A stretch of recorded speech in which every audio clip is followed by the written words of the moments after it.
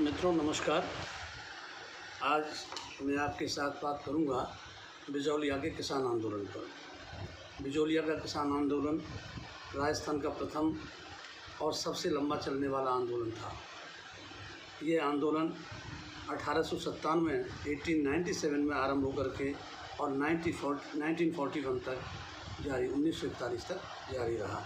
तो यह न केवल राजस्थान का बल्कि आधुनिक भारत के किसान आंदोलन के इतिहास में सबसे बड़ा लंबा किसान आंदोलन है, क्योंकि अनेक किसान आंदोलन हुए जिनका क्षेत्र विस्तार भी बहुत अधिक था, किंतु वो अल्पकालिक ही सिद्ध हुए। ये एक ऐसा आंदोलन है जो 19वीं सदी के अंत में शुरू होता है और 20वीं सदी के आधी सदी तक लगभग चलता है। तो एक कंसिस्टेंसी और सस्टेन जो मूवमेंट है, एक टिकाऊ आंदोलन है, वो ये बिजौलिया किसान आंदोलन है। बिजौलिया एक स्थान का नाम है और बिजौलिया एक जागीर थी, जिस जागीर का मुख्यालय बिजौलिया कस्बे में था। यहाँ का जो जागीरदार होता था वो ए श्रेणी का जागीरदार था, जो राज्य के 16 उमरावों में सम्मिलित था। संपूर्ण राज्य के 16 बड़े उमराव थे, उन उमरावों में एक उमराव बिजौलिया का राव भी था। वर्तमान में बिजौलिया जो स्थान है ये राजस्थान के भीलवाड़ा ज़िले में स्थित है और ये एक तहसील हेडक्वार्टर भी है। अब मैं बात करता हूँ उदयपुर स्टेट के बारे में, जिसे मेवाड़ के नाम से भी जानते हैं। तो उदयपुर स्टेट की जो भू राजस्व प्रणाली है, यदि हम उसको देखें तो ये पाते हैं कि संपूर्ण भूमि का लगभग 87% भूभाग जागीरदारों के मातहत था, उनके अंतर्गत था। वही उस भूमि का प्रबंधन, संचालन सब कुछ करते थे और किसानों से राजस्व वसूल करना, राजस्व का निर्धारण करना, ये सब वही लोग करते थे। मात्र 13% ऐसी कृषि भूमि थी जिस पर सीधे उदयपुर स्टेट या महाराणा के दरबार का शासन था या दरबार के प्रबंधन में था, जहाँ से वे सीधे तौर पर राजस्व वसूल करते थे। बाकी शेष 87% क्षेत्र में वे जागीरदारों के माध्यम से ही अपना राजस्व एकत्र करते थे। यहाँ जो प्रचलित व्यवस्था थी, सबसे अधिक जो प्रचलित थी व्यवस्था, वो लाटा और पूंता व्यवस्था थी। लाटा और पूंता में क्या है कि खड़ी फसल के उत्पादन का आकलन किया जाता था और उसके आकलन के आधार पर राजस्व का निर्धारण होता था, जो निश्चित तौर पर अधिक होता था। तो ये जो भुगतान अगर ना करो तो उसकी स्थिति में किसान बेदखल कर दिए जाते थे। अनेक लागबागें किसानों पर थोपी हुई थी और भू राजस्व और लागबाग के बदले में उत्पादन का लगभग आधा भाग जागीरदार के द्वारा वसूल कर लिया जाता था। तो जो मैं बात कर रहा हूँ बिजौलिया की, वैसे Bijoliya was not exception to other jagirs. सभी जागीरों में एक जैसी ही व्यवस्था प्रचलित थी, किंतु यह एक इत्तेफाक की बात कहें कि सबसे पहले जो किसान आंदोलन पैदा हुआ वो बिजौलिया जागीर में ही पैदा हुआ। तो हम वहाँ के संदर्भ में यदि देखना चाहें तो ये था कि जागीरदार की ओर से जो राजस्व वसूली की व्यवस्था थी, उसमें किसानों को लगता था कि उनका एक बहुत बड़ा हिस्सा जागीरदार के द्वारा राजस्व के रूप में वसूल कर लिया जाता है। दूसरा प्रश्न ये था कि जिसकी बात करता हूँ लागबाग की, तो लागबाग क्या थी कि ये सेस, जिसको अंग्रेजी में कहते हैं, आज भी सेस लगती हैं, भारत सरकार भी लगाती है, राज्य सरकारें भी सेस लगाती हैं।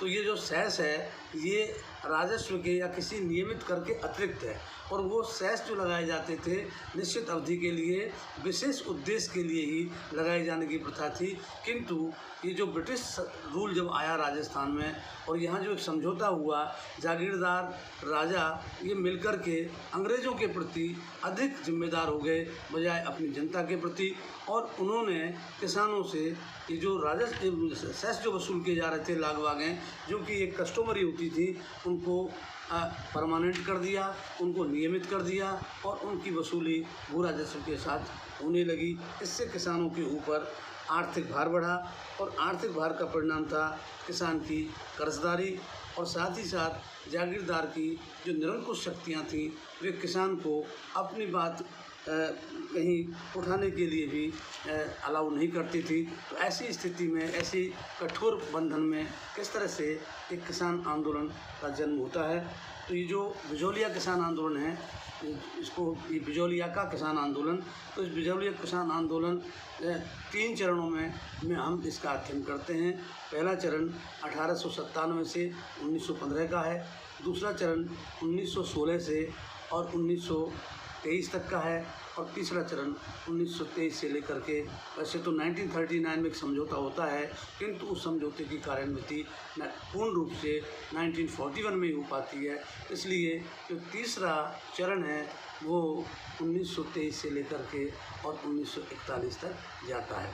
तो इस तरह से मैं बात करूं पहले चरण की, तो पहले चरण का जो मैंने अपने अध्ययन की, मेरी किसान आंदोलन पर, राजस्थान के किसान आंदोलनों पर और ख़ास तौर पर बिजौलिया किसान आंदोलन पर विशेष अध्ययन है, मेरी पुस्तकें हैं इसमें। तो मैंने वो जो डॉक्यूमेंट्स के बेसिस पर और जो ट्रेंड था मूवमेंट का, उसके आधार पर जो चरण तय किया है। पहला चरण 1897 से 1897 से 1915 तक, और इस चरण की विशेषता यह है कि प्राथमिक चरण है, और इसमें हम ये देखते हैं किसानों का ये स्वस्फूर्त किसान आंदोलन है कि उनके ऊपर ना तो कोई एक्सटर्नल एजेंसी का कोई इम्पैक्ट है, कोई प्रभाव है, भाई कहीं और मूवमेंट हो रहे हों उसके प्रभाव में हो गए हों, ऐसा भी नहीं है, ना किसी पॉलिटिकल ऑर्गेनाइजेशन से जुड़ाव है। ये किसानों ने स्वप्रेरणा से राज्य के खिलाफ थोड़ा आवाज़ उठाने की शुरुआत की। ये शुरुआत वैसे तो क्या है कि 1897 से आंदोलन शुरू हुआ है, लेकिन 1894 की एक विशिष्ट घटना है कि वहाँ का जो राव था गोविंद दास, उसकी मृत्यु हो जाती है, और उसकी मृत्यु के पश्चात उसके जो उत्तराधिकारी है प्रसन्न सिंह, उसने जागीर प्रबंधन में अनेक परिवर्तन किए, और उन परिवर्तनों में जो खास परिवर्तन था वो भू राजस्व में वृद्धि थी, लाग बागों को स्थायी करना था, और जो लागें जो पहले कस्टमरी थी, मतलब जो स्वेच्छा से किसान देता था, विशेष अवसर पर ली जाती थी, उनको नियमित भू राजस्व के साथ वसूल किया जाने लगा। तो ये जो 1894 में एक चेंज ऑफ एडमिनिस्ट्रेटिव सिस्टम और जागीर का है, उसके परिणाम जो है कुछ ही समय में किसानों के सामने आने लगे। और 1897 just after 3 years of that incident when the land revenue was enhanced and the lag bags were made permanent, तो उस समय यही 1897 3 साल बाद गिरधरपुरा कोई गांव है, अभी भी है बिजौलिया के क्षेत्र में, उस गिरधरपुरा गांव में एक मृत्यु भोज में किसान एकत्रित हुए, और वहाँ जो एकत्रित किसान थे उन्होंने अपनी आर्थिक दुर्दशा पर विचार किया, और यह माना कि इस आर्थिक दुर्दशा का कारण जागीरदार के द्वारा वसूल किया जा रहा अधिक से अधिक भू राजस्व और लाग बागें हैं। लाग बागों की संख्या के बारे में कई बार ऐसा भ्रम रहता है, क्योंकि किसी लेखक ने किताब लिखी थी, उसमें उन्होंने लिखा कि यहाँ 86 प्रकार की लाग बागें थी। लाग बागें सिर्फ फिक्स नहीं थी, समय समय पर इनमें परिवर्तन होते रहते थे। जैसे 1922 के डॉक्यूमेंट में, जो डॉक्यूमेंट एक सेटलमेंट के लिए among the administration and pageants जो एक डॉक्यूमेंट तैयार हुआ, उस डॉक्यूमेंट में 74 लाग बागों की बात की गई है। मैंने खुद लाग बागों पर एक पूरा अध्याय लिखा है, जिसमें लगभग 200 से ऊपर लाग बागों का मैंने जिक्र किया है। तो वैसे भी जो अग्रेरियन सिस्टम है ड्यूरिंग ब्रिटिश पीरियड, इस पर मैं ऑलरेडी अपने यूट्यूब पर 4 जो है वीडियो डाल चुका हूँ, जिसमें भू राजस्व प्रणाली, जागीरदारी प्रथा, उसके अलावा भू राजस्व का निर्धारण, इन सब के ऊपर इसका इम्पैक्ट, ग्रामीण कर्जदारी आदि पर मेरे लगभग 6 वीडियो हैं। तो यदि और इसे समझना चाहें तो आप उन वीडियोज़ को भी इसी श्रृंखला में हैं, उनको देखें।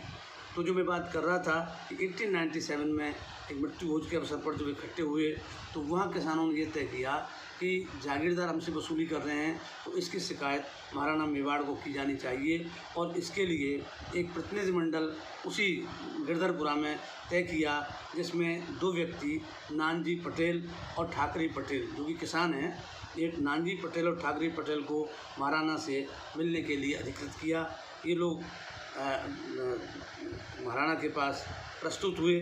तो उस समय जब ये गए तो ये था कि ठिकाने ने इनकी बात तो सुनी और सही माना, लेकिन कोई ऐसा कॉन्क्रीट डिसीजन न लेकर के जागीरदार को ये सुझाव दिया कि इन हालातों में कुछ सुधार किया जाए, जो कठोरताएँ किसानों के साथ भू राजस्व और लागवाग की वसूली बढ़ती जा रही हैं उनको कम किया जाए। लेकिन इसका कोई डायरेक्ट इम्पैक्ट नहीं पड़ा, ये सुनी अनसुनी सी हो गई। और 1999 इसको 1899-1900 का जो अकाल था, जो छप्पनिया अकाल के नाम से जानते हैं, उससे किसानों की स्थिति बहुत ही जर्जर हो गई, क्योंकि अकाल के कारण कोई पैदावार ही नहीं हुई और पशु और मानव उस अकाल के में बेमौत भी मारे गए। तो ऐसी स्थिति में किसानों की हालत ठीक नहीं थी। किंतु 1903 में जागीरदार की ओर से, जो ठिकाना है बिजौलिया जागीरदार की ओर से एक चौरी लाग, जो किसानों की पुत्री के विवाह के अवसर पर जागीरदार के द्वारा वसूल की जाती थी, जो कि 13 रुपया प्रति विवाह के दर से थी। 13 रुपये की वैल्यू बहुत अधिक थी उस समय। तो वो जो 13, तो उसे जो है एक तरह से थोप दिया और रेगुलर कर दिया कि जो जब तक ये 4 लाख नहीं देंगे वो शादी अपनी बच्ची की नहीं कर पाएंगे। तो जो किसान लोग हैं वो लगभग 200 विवाह योग्य युवतियों को लेकर के गढ़ में पहुँचे और जागीरदार के सामने प्रस्तुत हुए। जागीरदार से निवेदन किया कि ये इस 4 लाख के कारण हम इन बच्चियों का विवाह नहीं कर पा रहे हैं। तो किसानों ने जागीरदार ने उनकी बातों पर कोई सहानुभूति पूर्वक विचार न कर उनके साथ दुर्व्यवहार किया। तो इस दुर्व्यवहार का बदला लेने के लिए किसानों ने अपने जागीर क्षेत्रों से, वो जो थी बिजौलिया जागीर, इनके क्षेत्रों से निष्क्रमण आरंभ कर दिया। अड़ोस पड़ोस के दूसरे क्षेत्रों की ओर वो माइग्रेट करने लगे, क्योंकि उनकी मान्यता थी कि यदि वो माइग्रेट कर जाएंगे तो ज़मीन जोतेगा कौन, और ज़मीन कोई जोतेगा नहीं तो जागीरदार को राजस्व कहाँ से मिलेगा, इसलिए हमारा नुकसान होगा। हम तो आसपास के जो इलाके हैं वहाँ जाकर कुछ खेती कर लेंगे, लेकिन इनका क्या होगा। तो इस कदम से जो जागीरदार है उसको लगा कि ये दिक्कत होगी। तो 1904 में ही जागीरदार ने अपने जो भी बात कही थी लड़कियों के विवाह के लिए गए थे, भाई इसके लिए चौमरी में छूट दे दो, तो उन सब के लिए हमसे उनकी माफ़ी मांगी और चौमरी लाग को समाप्त करने की बात करी। 1904 में चौमरी लाग को जागीरदार ने ख़त्म कर दिया। किंतु 1906 में रामकृष्ण सिंह की भी निसंतान मृत्यु हो गई और उनकी मृत्यु के पश्चात जो उसका उत्तराधिकारी बना पृथ्वी सिंह, वो पृथ्वी सिंह ने क्या किया कि जितनी छूटें कृष्ण सिंह ने दी थी वे सारी छूटें वापस लेते हुए एक नई लाग और लगा दी तलवार बंधाई की, क्योंकि ये खुद जो इनका म्यूटेशन ये हुआ था, मतलब जो है उत्तराधिकार, उसकी तलवार बंधाई लाग ये अपने महाराणा को देते थे और ये जो हैं तलवार बंधाई की लाग वसूल करते थे किसानों से।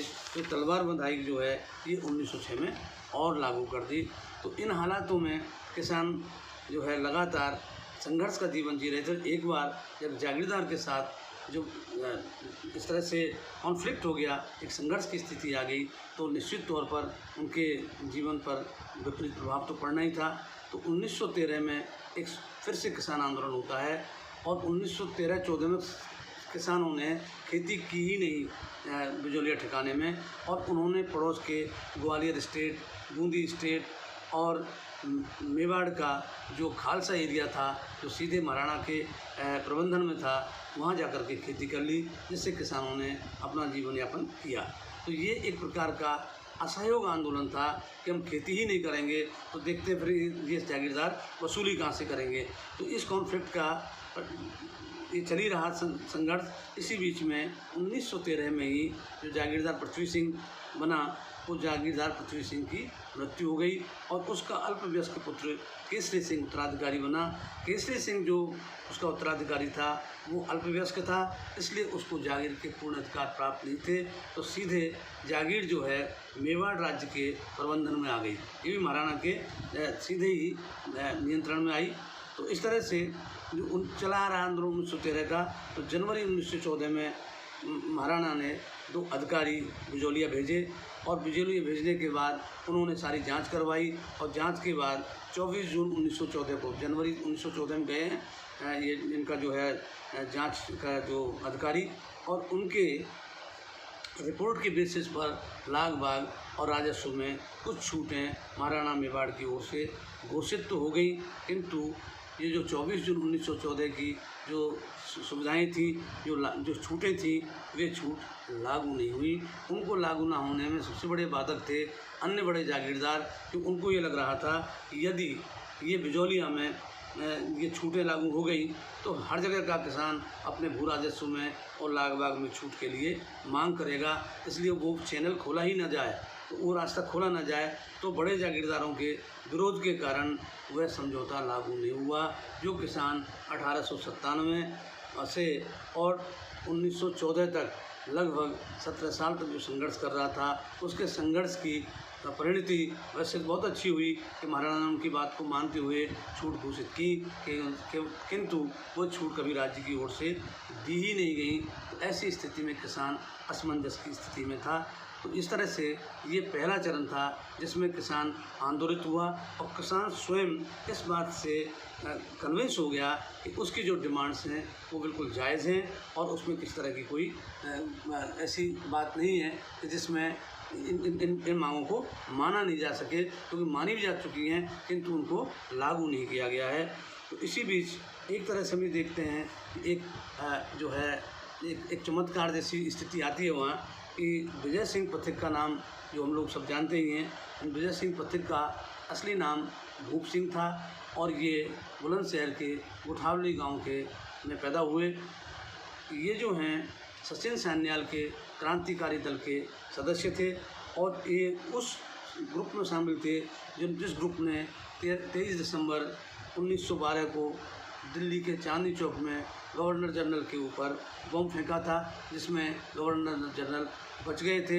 एक असफल प्रयास रहा था, तो वहाँ से ये लोग भाग करके छुपने के लिए राजस्थान पहुँचे। तो उसमें विजय सिंह पथिक भी एक थे। विजय सिंह पथिक गिरफ्तार हुए, उन्हें टाड़गढ़ जेल में रखा गया, जो टाड़गढ़ राजसमंद डिस्ट्रिक्ट में पड़ता है आजकल, उस टाड़गढ़ जेल में रखा गया। लेकिन ये वहाँ से बच निकले और बच कर के इन्होंने अपनी वेशभूषा और अपने दाढ़ी वाल सब उसमें परिवर्तन किया आउटफिट में, और उन्होंने अपना नाम भूप सिंह के स्थान पर विजय सिंह पथिक रखा।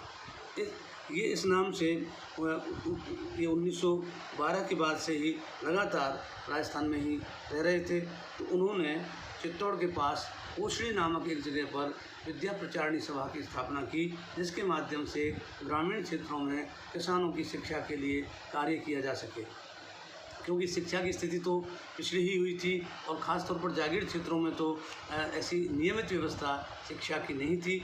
तो इन्होंने इस शिक्षा के कार्यों को लेकर के और जो इनके अपने रेवोल्यूशनरी जो आइडियाज़ थे, जो इनके क्रांतिकारी विचार थे, उनको लागू करने का एक माध्यम के रूप में वे काम कर रहे थे। इस ओछड़ी में 1916 में एक विद्या प्रचारणी सभा का सम्मेलन हुआ। उस सम्मेलन में बिजौलिया के जो किसानों के हितैषी थे, किसान आंदोलन के पहले चरण के नेता भी कहे जा सकते हैं, क्योंकि वो मार्गदर्शक तो थे ही, वे थे साधु सीताराम दास, जो मूल रूप से एक साधु थे, आध्यात्मिक गुरु भी थे। लेकिन वो अध्यात्म के साथ साथ उन्होंने जो किसानों के साथ भौतिक स्थितियाँ थी उनको भी समझकर उनके हित के लिए उनको समझाना शुरू किया। तो वो जो ओछड़ी गए, तो वह ओछड़ी में जब उन्होंने विचार सुने विजय सिंह पथिक के, तो साधु सीताराम दास ने विजय सिंह पथिक से आग्रह किया कि आप बिजौलिया चलें, हमारे यहाँ आंदोलित किसान बहुत दिनों से बड़ी अजीब स्थिति में फंस गए हैं, उनको मिली हुई सुविधाएं भी नहीं मिल रही हैं, भू-राजस्व में वृद्धि हो रही है और अनेक जो कठिनाइयाँ हैं, तो इनसे मुक्ति पा सकें। तो विजय सिंह पथिक ने यह प्रस्ताव सहर्ष स्वीकार कर लिया और वे 1916 में ही विजय सिंह पथिक बिजौलिया पहुंच गए। बिजौलिया पहुंच करके उन्होंने आंदोलन को एक संगठित रूप प्रदान किया।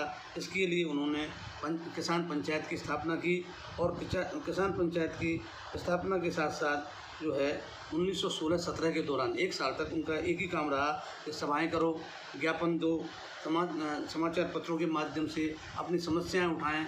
इन सब को लेकर के इन्होंने एक अभियान बिजौलिया में छेड़ा और जो किसान पंचायत बनाई वह किसान पंचायत, उसमें 13 सदस्यों की एक समिति बनाई गई और उसमें मन्ना लाल पटेल नाम के व्यक्ति को सरपंच बनाया गया। तो ऐसा भी नहीं कि लीडरशिप ऊपर से थोपी गई हो, उन्हीं में से लीडर चुने गए, उन्हीं में से कार्यकर्ता चुने गए। विजय सिंह पथिक की जो भूमिका है वो सही अर्थों में एक मार्गदर्शक की भूमिका है, जो कि वैचारिक तौर पर और राजनीतिक आंदोलन के दृष्टि से भी उनकी परिपक्व समझ थी, क्योंकि वे 1915 की उस सैनिक क्रांति के प्रयास के भी एक साझीदार थे जो असफल हो गई और उसमें सचिन सान्याल को फिर यहाँ से हिंदुस्तान से बाहर भागना पड़ा। तो इनको अच्छी समझ थी।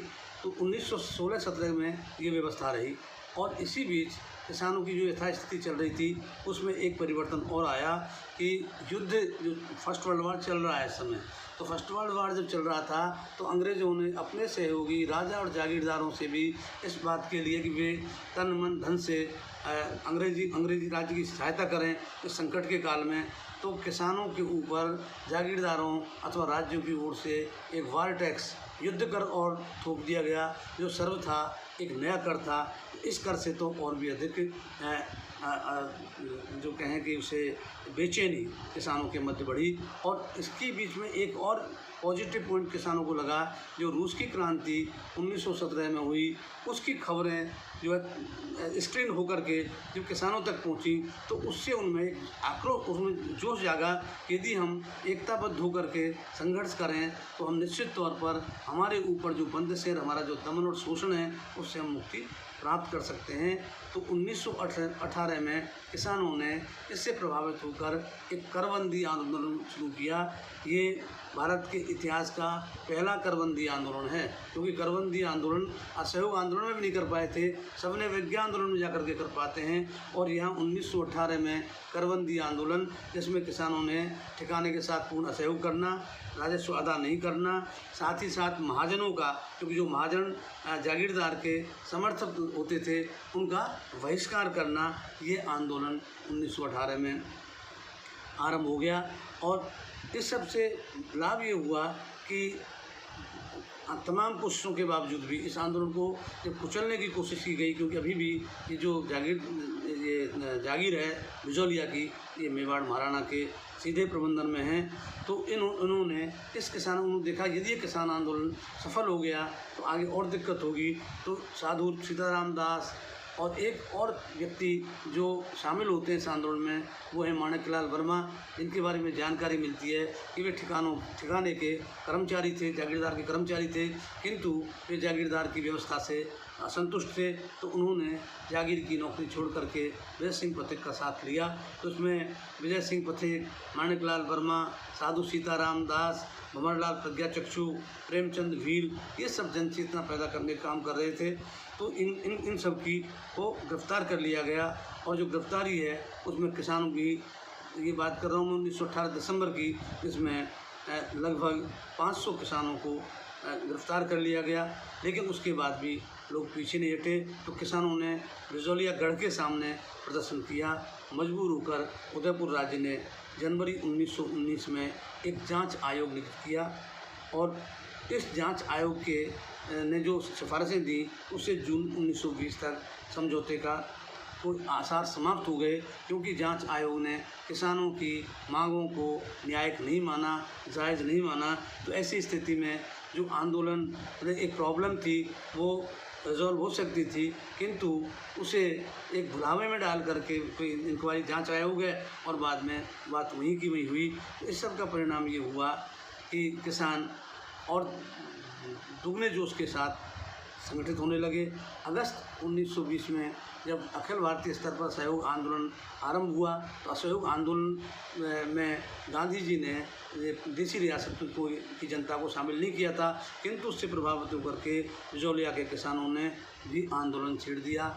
और बिजौलिया किसान आंदोलन का जनवरी 1921 तक इतना विस्तार होता है। अंग्रेज़ों की एक रिपोर्ट में कहा गया कि यहाँ के जो किसान हैं वे रूसी क्रांति से, ये लिखा है, डॉक्यूमेंट है, से प्रभावित दिखाई देते हैं।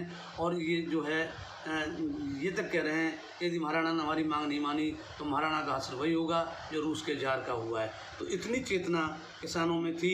तो इस बढ़ते हुए जन आंदोलन को रोकने के लिए इसी बीच क्या हुआ, उदयपुर और सिरोही में आदिवासियों के आंदोलन शुरू हो गए थे मोतीलाल तेजावत के नेतृत्व में।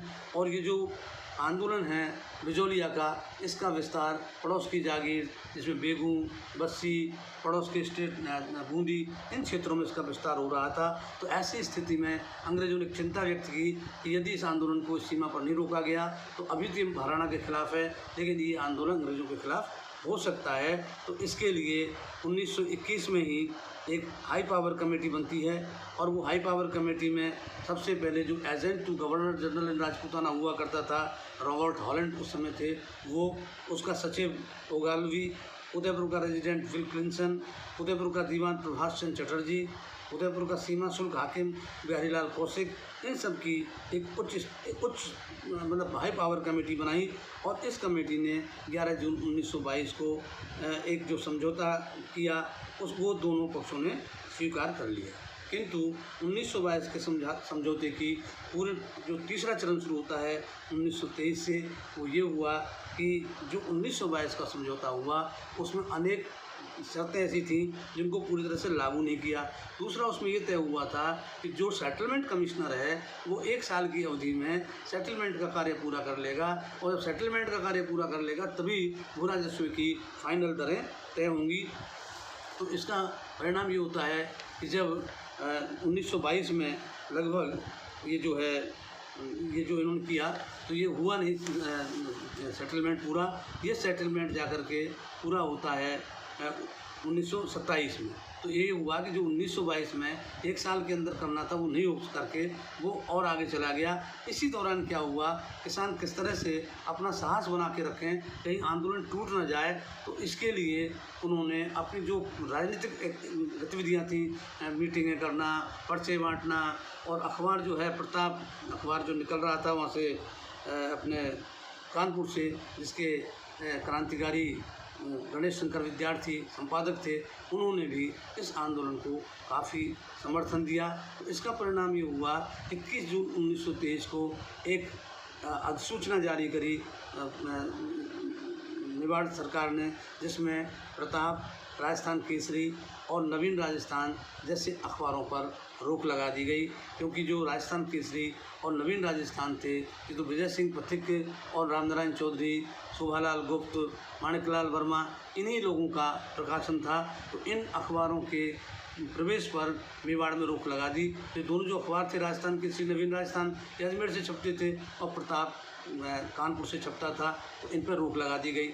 इसके रोक लगाने के अलावा फिर किसानों का दमन करने का जो प्रयास था वो जारी रहा, क्योंकि आंदोलन इतना बढ़ गया कि बेगू पड़ोस की जो जागीर है, यही आंदोलन, इसी का विस्तार है, अलग आंदोलन है। तो बेगू के आंदोलन ने हिंसक रूप धारण कर लिया, उसमें हिंसा भी हुई। वैसे मैं अलग से इस पर एक वीडियो बेगू के आंदोलन पे अलग से बनाऊंगा।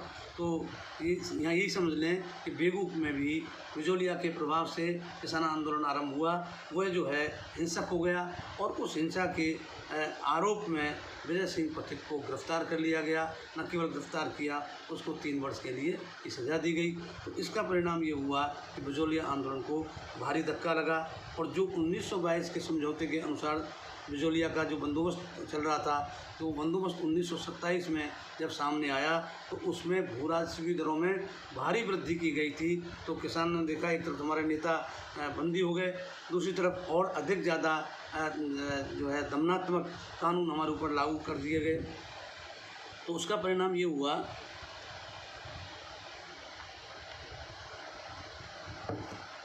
कि किसान एक असमंजस की स्थिति में थे। तो 1927 तक, जो 1923 में गिरफ्तार हुए थे विजय सिंह पथिक, और 3 साल की सज़ा उनको हुई थी, तो वो 1926 में मुक्त तो हो गए, किंतु उनके मेवाड़ प्रवेश पर रोक लगा दी गई।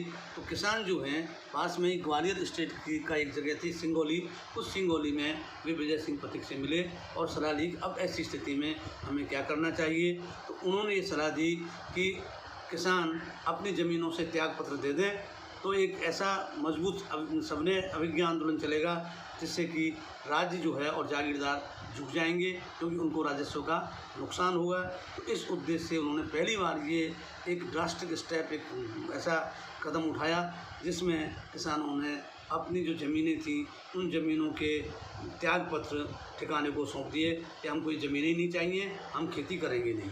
साथ में उन्होंने यह भी वैसे किसानों ने एक एहतियात बरती, उन्होंने ये घोषणा जरूर कर दी थी अपने क्षेत्रों में, यदि कोई भी इन ज़मीनों को लेगा तो उसका हम मुकाबला करेंगे, इसलिए और किसी को भी ना लेने दिया जाए। ऐसे प्रयास तो इनके रहे, किंतु जो मैं बोल रहा था कि 1918 में जब उन्होंने महाजनों का भी बहिष्कार किया तो महाजन जो है इनके जागीरदार की सुरक्षा के अंतर्गत ज़मीनें लेने के लिए तैयार हो गए और जो भी शर्तें तय की गई उनके आधार पर अधिकांश ज़मीनें जो हैं, जो महाजन वर्ग है उनके द्वारा ले ली गई। और इधर जब किसानों को लगा कि ज़मीन दूसरे लोग ले रहे हैं, ज़मीन उनके हाथ से निकल चुकी है, तो इस दौरान क्या होता है कि 1927 का जब ये हुआ मत, तो माणिकलाल वर्मा और विजय सिंह पथिक में मतभेद हो गए। तो 1927 में ये तो वहाँ से विदा हो गए। 1930 में बिजौलिया का नेतृत्व, राष्ट्रीय स्तर के नेता थे जमनालाल बजाज, उनके हाथ में आता है, क्योंकि इसको सुलझाने के लिए उन्हें भेजा गया बड़दा आश्रम से। हरिबाबू उपाध्याय जो है यहाँ रह कर के काम करने लगे और इनका ये सलाह थी कि किसान जो हैं माफ़ीनामा दे करके अपनी ज़मीनें प्राप्त कर लें। इसके लिए किसानों को परसू किया गया इन नेताओं के द्वारा और महाराणा मेवाड़ को भी परसू किया गया और जागीरदार को भी। तो ऐसी स्थिति में एक समझौता होता है जिस माफ़ीनामे में किसानों ने ये तक लिखा कि वे भविष्य में किसी प्रकार के राजनीतिक आंदोलन में भाग नहीं लेंगे। तो ये 1939 में जाकर के उस समय प्रजामंडल आंदोलन शुरू हो रहा है और प्रजामंडल आंदोलन निश्चित रूप से इस किसान आंदोलन तक देखेगा कि यहाँ उन्होंने जो काम किया है। तो प्रजामंडल के समय ही इन लोगों ने ये माफ़ीनामे दे दिए कि हम जो है कोई आंदोलन भाग नहीं लेंगे, हमारी ज़मीनें वापस लौटा दी जाएं। ठीक है कि जो आंदोलन बहुत ही उग्र रूप में उठा था उसका अंत ऐसा हुआ, इसमें भी किसान कहीं डिमोरलाइज नहीं हुआ। किसान को समझ में आ गई बात कि एक ठिकाने में कोई सिस्टम चेंज नहीं हो सकता और जब तक सिस्टम चेंज नहीं होगा तब तक उनकी जो परेशानियां हैं वो यथावत रहेंगी। तो जो प्रजामंडल आंदोलन की आया विचार कि जब प्रजातांत्रिक सरकार गठित होंगी इन राज्यों में तभी जाकर के किसानों को न्याय मिलेगा।